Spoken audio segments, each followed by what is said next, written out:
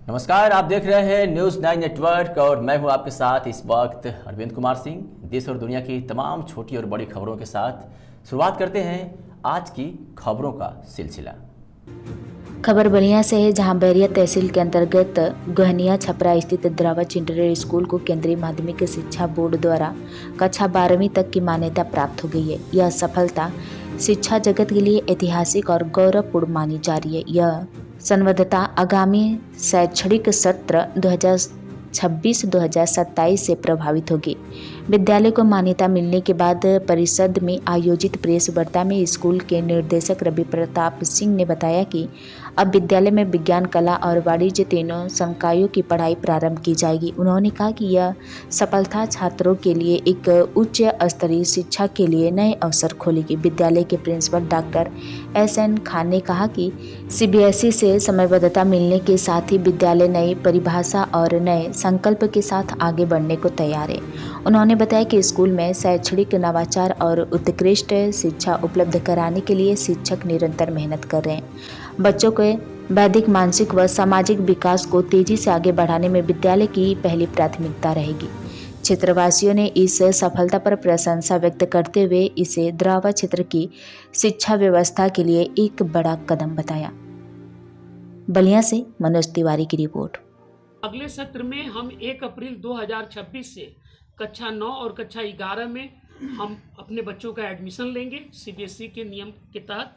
और CBSE का जो हमें अभी मिला है उसमें साइंस फैकल्टी में, साइंस स्ट्रीम में हम 2 पार्ट में विद्यालय को चलाएंगे, एक PCM ग्रुप और दूसरा PCB ग्रुप, और तीसरा जो हम चलाएंगे वो कॉमर्स सेक्शन को हम चलाएंगे।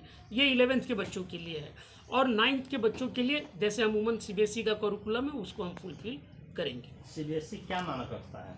CBSE का मानक, विद्यालय की मान्यता के लिए अगर आप मानक पूछ रहे हैं तो उसका जवाब हम पहले दे दें आपको।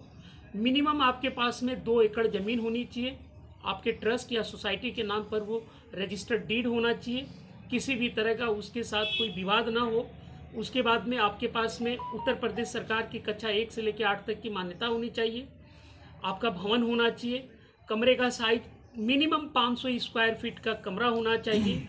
उसके बाद में लगभग आपको 750 लेके 1200 स्क्वायर फीट का लाइब्रेरी होनी चाहिए, फिजिक्स, केमिस्ट्री, बायोलॉजी के लैब होने चाहिए, मैथ के लैब होने चाहिए, कंप्यूटर के लैब होने चाहिए, एक्टिविटी रूम होना चाहिए, म्यूज़िक क्लास रूम होना चाहिए, कंपोजिट लैब होने चाहिए, और उसके बाद में रोबोटिक लैब आप डाल सकते हैं, और अन्यत्र बहुत सारी चीज़ें हैं जो आप दे सकते हैं। बाबा चिल्ड्रन स्कूल इस मानक को पूरा कर रहा है। अभी तो आपको हमने घुमाया, दिखाया, सारी चीज़ें खोल के दिखाई खुली किताब की तरह, और वो सारी चीज़ें मेरे पास आज के डेट में उपलब्ध है।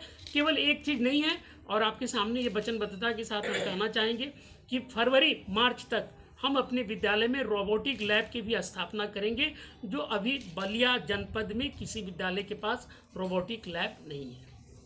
इसमें लोड हम करेंगे। OIC CBSE का एक पोर्टल है, जिस